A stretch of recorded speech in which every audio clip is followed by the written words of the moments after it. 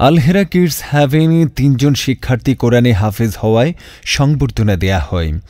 গাজীপুর টঙ্গী উত্তরা আউচপাড়া দারুল ইসলাম আবাসনে অবস্থিত আল-হেরা global education foundation ও ওস্তাজ জাফর আহমদ মজুমদার কর্তৃক পরিচালিত আল-হেরা কিডস হ্যাভেন মেইন ক্যাম্পাসে একদিনে ৩ জন শিক্ষার্থী হাফেজে কোরআনের মর্যাদা অর্জন করেছেন। গতকাল সোমবার দুপুর ১২টায় আয়োজিত প্রোগ্রামে তাদের সংবর্ধনা দেয়া হয়।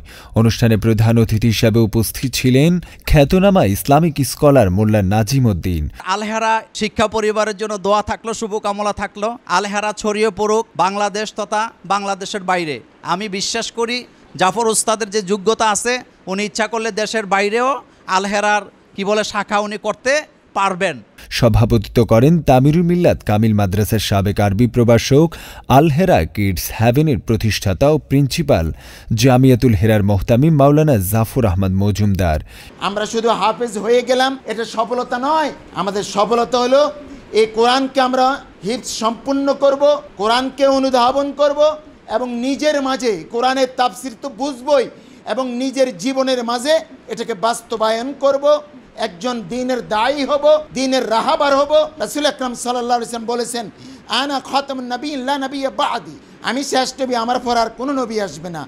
আল উলামা ওয়ারাসাতুল আম্বিয়া, নবীর উত্তরসূরি হলাম আমরা। এই যারা আপনার কোরআনে হাফেজ হচ্ছেন, কোরআনে আলেম হচ্ছেন, দ্বীনের দায়ী হচ্ছেন, দ্বীনের রাহাবার হচ্ছেন, আমরা হচ্ছে নবীর উত্তরসূরি। এ সময় বিশেষ অতিথি হিসাবে উপস্থিত ছিলেন তামিরুল মিল্লাত কামিল মাদ্রাসার ইতিহাস বিভাগের অধ্যক্ষ আবুল হাসান ইব্রাহিম, আল-হেরা গ্লোবাল এডুকেশন ফাউন্ডেশনের ভাইস চেয়ারম্যান মাওলানা আরিফ বিল্লাহ, হিফজ বিভাগের প্রধান মঞ্জুরুল হোসেন এবং মেইন ক্যাম্পাসের ভাইস প্রিন্সিপাল হাফিজ মাওলানা তাইফুর রহমান। এছাড়া অনুষ্ঠানে ছাত্র, শিক্ষক, ওলামায়ে কেরামগণ উপস্থিত ছিলেন।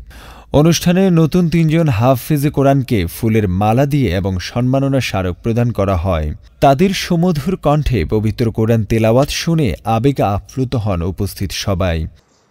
وقالوا كونوا هودا أو نصارى تهتدوا قل بل ملة إبراهيم حنيفا وما كان من المشركين। ধর্মীয় দৃষ্টিকোণ থেকে একজন হাফেজে কোরআন মুসলিম সমাজে বিশেষ মর্যাদার অধিকারী। হাদিসে বর্ণিত আছে, কিয়ামতের দিন হাফেজে কোরআনকে জান্নাতের উচ্চ মর্যাদার স্থান দেয়া হবে এবং বলা হবে, তুমি কোরআন তেলাওয়াত করো এবং মর্যাদার সিঁড়ি বেয়ে উপরে উঠতে থাকো। যেমন দুনিয়াতে ধীরে ধীরে তেলাওয়াত করেছ, তেমনি তেলাওয়াত করো।